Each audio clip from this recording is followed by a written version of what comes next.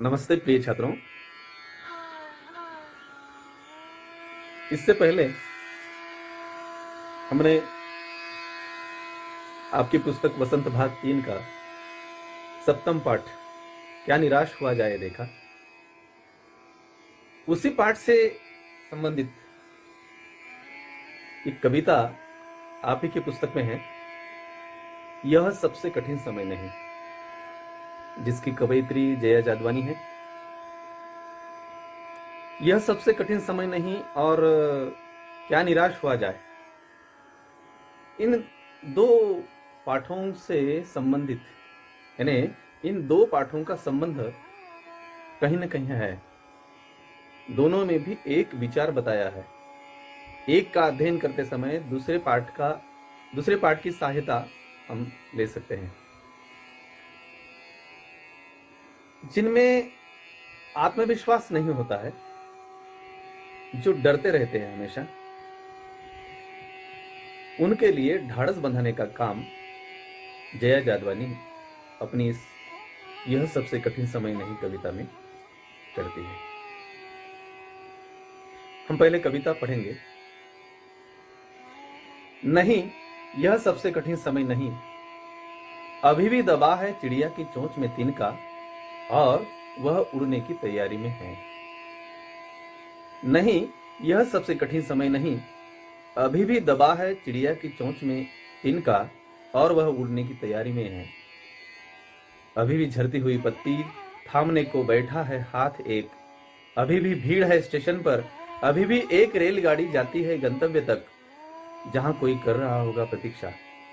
अभी भी कहता है कोई किसी को, जल्दी आ जाओ कि अब सूरज डूबने का वक्त हो गया है।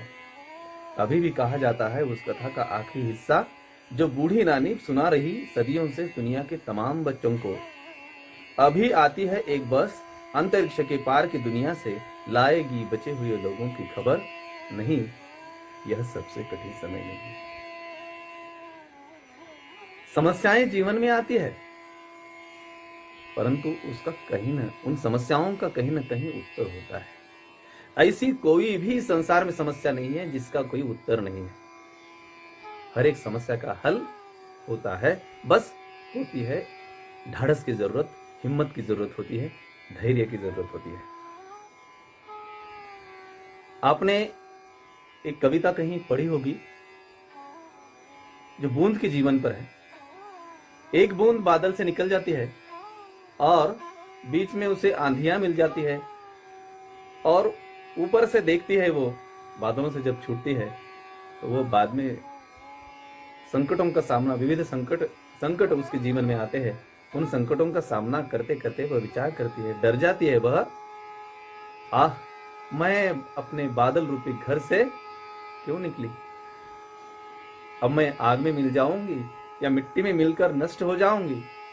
ऐसा सोचते सोचते सोचते सोचते हवा का झोंका आ जाता है, उसे समुद्र की ओर लेकर जाता है, और समुद्र को देखकर तो और भी डर जाती है, और अंततः वह एक समुद्र में खुले हुए सीप में गिर जाती है और उसका एक सुंदर सा मोती बन जाता है। जीवन में, मानव जीवन में भी ऐसे अवसर आते हैं। हवा का झोंका यानी क्या है? हवा का झोंका यानी अवसर होता है, और उन अवसरों का योग्य तरीके से उसका प्रयोग हमारे जीवन में यदि करते हैं, अवलंब करते हैं, तो एक सुनहरा मोती इस जीवन का बनने में कोई देर नहीं लगती है। बस हमें आवश्यकता होती है धैर्य रखने की। हम कविता आरंभ करते हैं।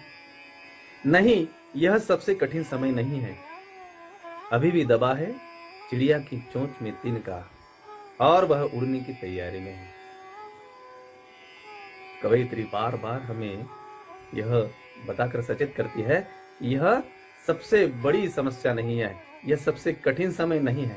अभी कोरोना का दौर चल रहा है, बहुतों की मौतें भी हुई है, बहुत सारा संसार परेशान है इससे, परंतु एक न एक दिन हमें विश्वास है कि हम एक न एक दिन इस समस्या पर हल ढूंढेंगे और सारा जगत इस समस्या से निजात पाएगा।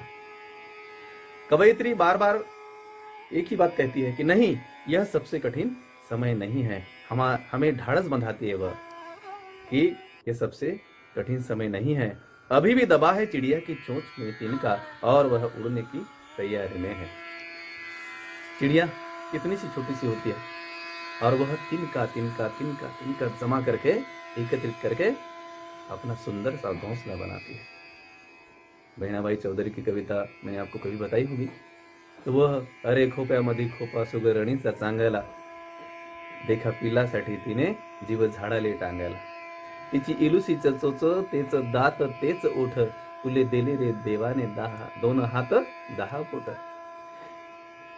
तो चिड़िया की चोंच में, छोटी सी चिड़िया है, उसकी चोंच में छोटा सा तिनका है। वो एक साथ इकट्ठा नहीं कर पाती है, परंतु तिनका तिनका तिनका तिनका जमा करके एकत्रित करके वह अपना सुंदर सा घोंसला बनाती है। उसके पास संयम है, तो हमारे पास क्यों नहीं होना चाहिए। अभी भी दबा है चिड़िया की चोंच में तिनका और वह उड़ने की तैयारी में है। और वो क्या करती होगी उस तिनके का, आप जानते हैं कि वो कहीं से तिनका तिनका जोड़कर अपना सुंदर सा घरौंदा बनाती है अपने आने वाले बच्चों के लिए, आने वाले भविष्य के लिए, दूसरी पीढ़ी के लिए। वह चिंता करती नहीं है अब मेरा क्या होगा। सारे ऋतुओं से वह अपने आप को संभालती है, वह स्वयं ही कर्म करती है और वह उड़ने की तैयारी में है। इनका लेकर वह अपने आने वाली दूसरी पीढ़ी के लिए सुंदर सा घोंसला बनाती है अपने परिवार को सजाने के लिए। तो हम भी कर सकते हैं। यहाँ कर्म करने का संदेश कवयित्री हमें दे रही है। अभी भी झड़ती हुई पत्ती थामने को बैठा है हाथ एक, झरने वाली पत्ती।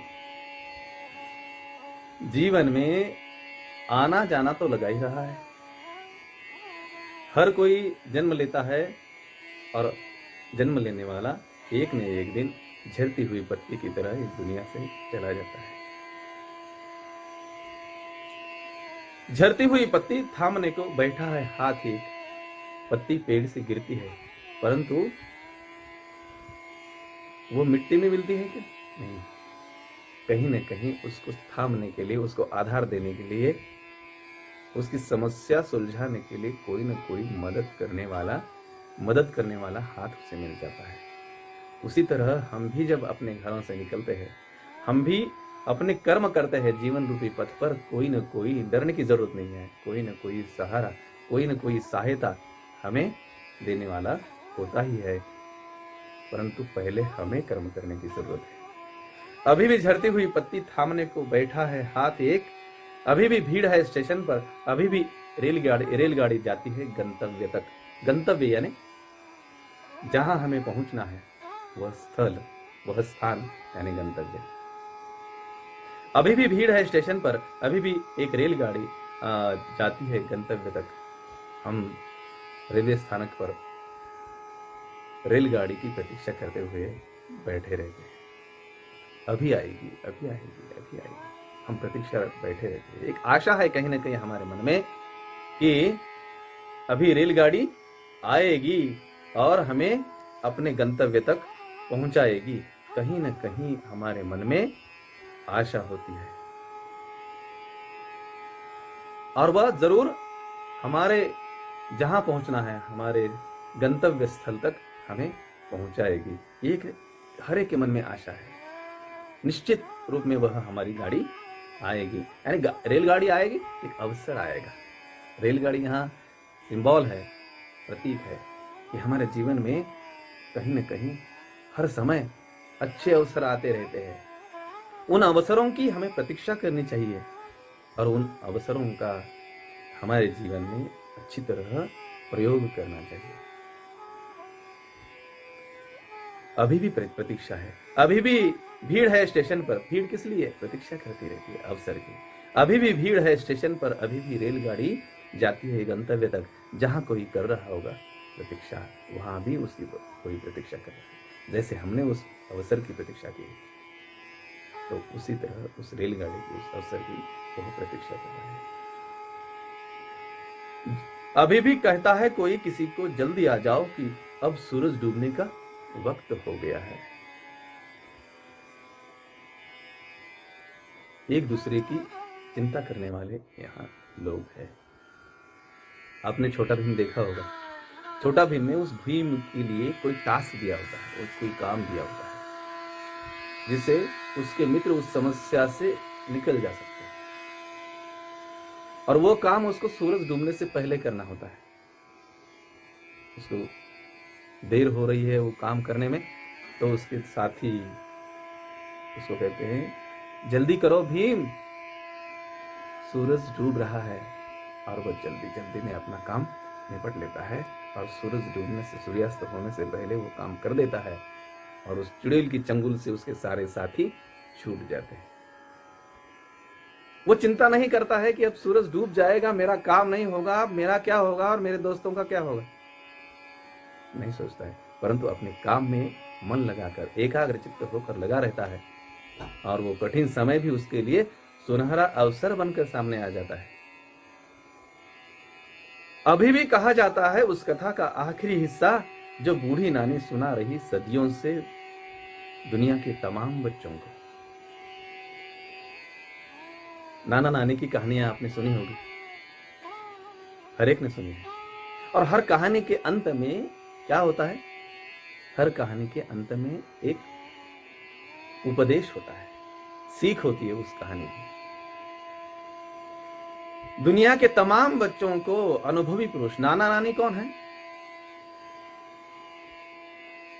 दुनिया के तमाम बच्चों को उनकी नानी कहानियां सुना रही है। नानी एक अनुभवी व्यक्तित्व का प्रतीक है। ऐसे अनुभवी व्यक्ति हर एक के जीवन में आते हैं और अपने अनुभव वो अपने आने वाली पीढ़ी को, नाती पोती को सुनाती रहती है, और अंत में उस कहानी की उसकी सीख होती है, देखो बेटा ऐसा नहीं करना चाहिए, ऐसा व्यवहार करना चाहिए। वो अच्छी सुंदर सीख देती है, और हर एक के जीवन में ऐसी अच्छी सीख देने वाले होते हैं, और उस सीख से संकटों का सामना करने की ताकत हम में आ जाती है, तो चिंता करने की कोई बात ही नहीं है, ऐसा जया जादवानी कहती है।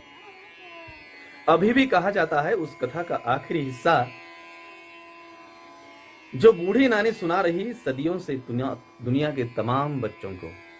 अभी भी आती है एक बस, अंतरिक्ष के पार की दुनिया से लाएगी बचे हुए लोगों की खबर।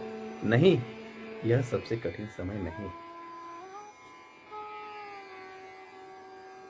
अभी भी आती है एक बस, अंतरिक्ष के पार की दुनिया से। बच्चों की कहानियां कल्पनाप्रद होती है, कल्पना से बनाई हुई कहानियां होती है, सच्चाई उनमें होती नहीं है, परंतु उन कल्पनाप्रद कहानियों में, कल्पना से निर्मित कहानियों में भी बच्चों का कितना विश्वास होता है, और वे प्रतीक्षा करते रहते हैं कि अंतरिक्ष की दुनिया से बहुत सारे बच्चों को भरकर, बहुत सारे बच्चों को लेकर कोई बस अंतरिक्ष की दुनिया से आ जाएगी। अभी विश्वास होता है ना? कल्पना है परंतु विश्वास है। ऐसा विश्वास हम में भी होना चाहिए। नहीं, यह सबसे कठिन समय नहीं है। यानी जीवन में आने वाली समस्याओं को कितना भी हो हम सुलझा सकते हैं, उनसे डरना नहीं चाहिए। ऐसा संदेश यह सबसे कठिन समय नहीं कविता में जया जादवानी हमें दे रही है।